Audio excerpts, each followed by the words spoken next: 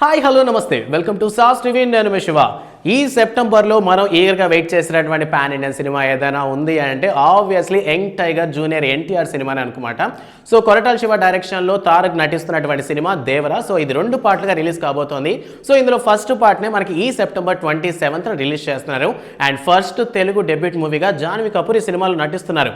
So ఆది పురుష్తో విలన్గా కనిపించినటువంటి సైఫ్ అలీ ఖాన్ మళ్ళీ పూర్తిగా తెలుగు డెబ్యూటెడ్గా సైఫ్ అలీ ఖాన్ కూడా తెలుగులో విలన్గా కనిపిస్తున్నటువంటి ఈ సినిమాకు సంబంధించి హైప్స్ అయితే విపరీతంగా ఉన్నాయి. సో అనిరుద్ రవిచంద్రన్ ఇచ్చినటువంటి ఇప్పటికే 2 సాంగ్స్ ఏవైతే ఉన్నాయో, fear songs and Chuttamalle songs, 2 కూడా స్టార్టింగ్ స్టైల్స్లో ఏంటి సాంగ్స్ ఇలా ఉన్నాయి, కాస్త తేడాగా ఉన్నాయి అనుకున్నారు. కానీ వినగా వినగా వేము తీయనుండు అన్నట్టు ఈ పాట వినగా వినగా చాలా మందికి విపరీతంగా నచ్చేస్తుంది అనమాట.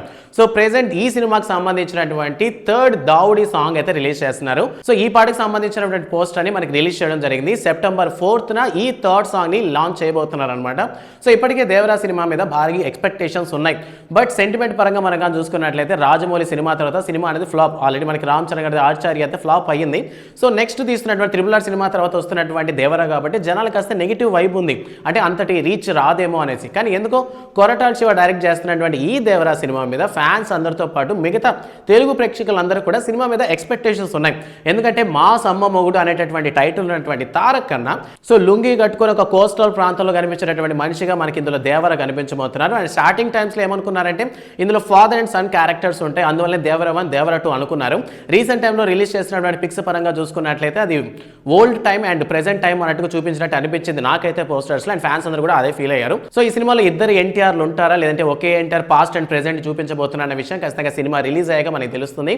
సో ఇప్పటికే రిలీజ్ అయినటువంటి 2 సాంగ్స్ కూడాను ప్రతి దగ్గర వినిపిస్తున్నాయి అనమాట. మరి ఈ 3వ సాంగ్ వచ్చిన తర్వాత వినాయక చవితికి కొత్త పాటలు ఎత్తుకోవాల్సిన పనే లేదు. సో ప్రతి దగ్గర కూడా ఈ సాంగ్స్ వినిపిస్తాయని జనాలందరూ కూడా కామెంట్స్ చేస్తున్నారు. సో సెప్టెంబర్ 4th మనకి ఈ సాంగ్ మన ముందరికి రాబోతోంది. సో ఈ సినిమా మొత్తానికి అక్టోబర్ 10th రిలీజ్ కావాల్సిన ప్రీపోన్ చేసి మొత్తానికి సెప్టెంబర్ 27th రిలీజ్ చేస్తున్నారు. మరి చూడాలి ఈ పాన్ ఇండియన్ సినిమా ఏ లెవెల్లో హిట్ అవుతుందా అనేసి.